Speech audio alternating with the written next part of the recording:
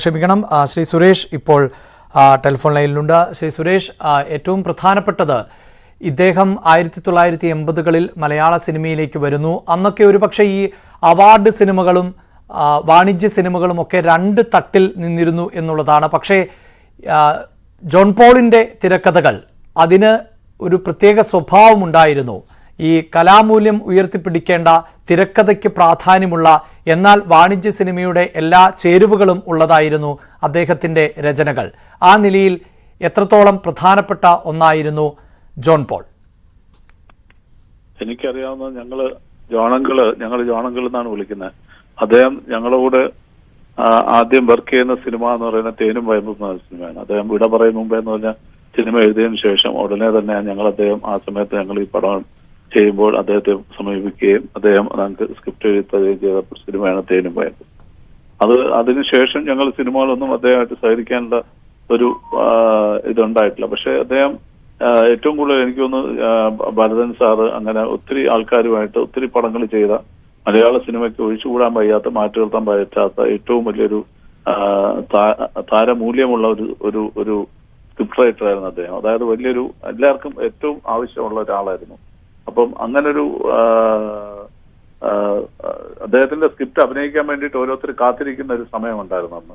അപ്പം ഒത്തിരി കഥകളും തിരക്കഥകളും മലയാള സിനിമയ്ക്ക് സംഭാവന ചെയ്ത അദ്ദേഹത്തിന്റെ ഈ നഷ്ടം മലയാള സിനിമയ്ക്ക് ഒരു തീരാ നഷ്ടം തന്നെയാണ്. അത് നമുക്ക് പറഞ്ഞറിയിക്കാൻ പറ്റാത്തൊരു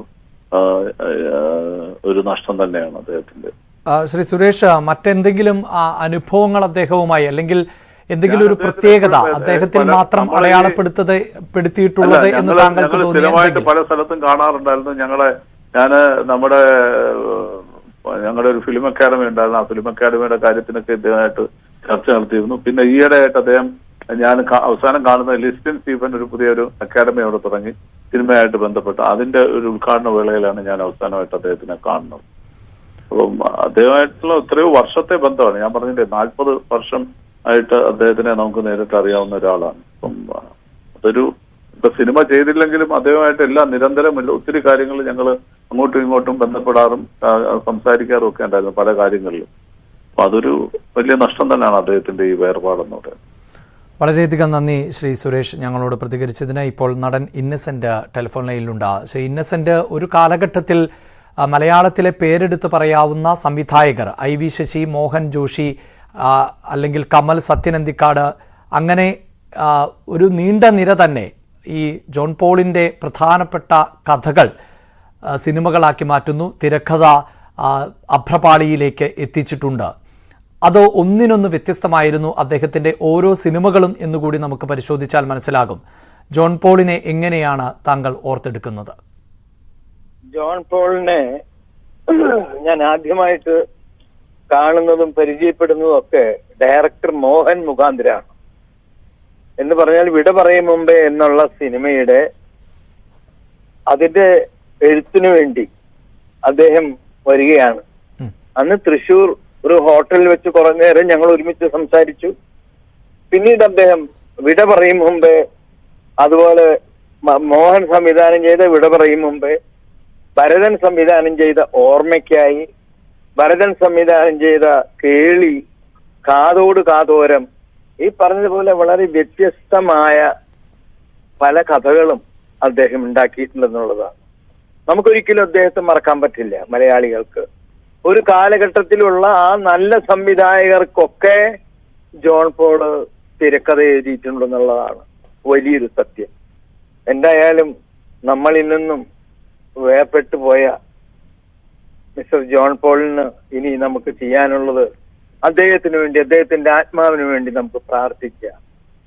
അത് തന്നെയാണ് എനിക്ക് പറയാൻ. വളരെ നന്ദി ശ്രീ ഇന്നസെന്റ് ഞങ്ങളോട് പ്രതികരിച്ചതിന്. തിരക്കഥാകൃത്തും നിർമ്മാതാവും നടനുമായ ജോൺ പോൾ അന്തരിച്ചു. 72 വയസ്സായിരുന്നു. വാർദ്ധക്യ സഹജമായ അസുഖത്തെ തുടർന്ന് അദ്ദേഹം ഏറെ ബുദ്ധിമുട്ടുകൾ അനുഭവപ്പെട്ടുകൊണ്ട് ഇരുന്ന ഒരു കാലഘട്ടം കൂടിയായിരുന്നു അവസാനം. പ്രത്യേകിച്ച് മലയാളത്തിലെ പ്രധാനപ്പെട്ട പേരെടുത്തു പറയേണ്ട എല്ലാ സംവിധായകർക്കും തിരക്കഥ എഴുതി നൽകിക്കൊണ്ട് വ്യത്യസ്തമായ സിനിമകൾ മലയാളത്തിന് നൽകിയ രചയിതാവ് കൂടിയാണ് നഷ്ടമായിട്ടുള്ളത്. മലയാളത്തിൽ സിനിമയുമായി ബന്ധപ്പെട്ട ഒട്ടേറെ കൃതികൾ ജോൺ പോൾ രചിച്ചിരുന്നു. അതോടൊപ്പം തന്നെ അസാമാന്യമായ ഓർമ്മശക്തിയുടെ ഉടമ കൂടിയായിരുന്നു ജോൺ പോൾ.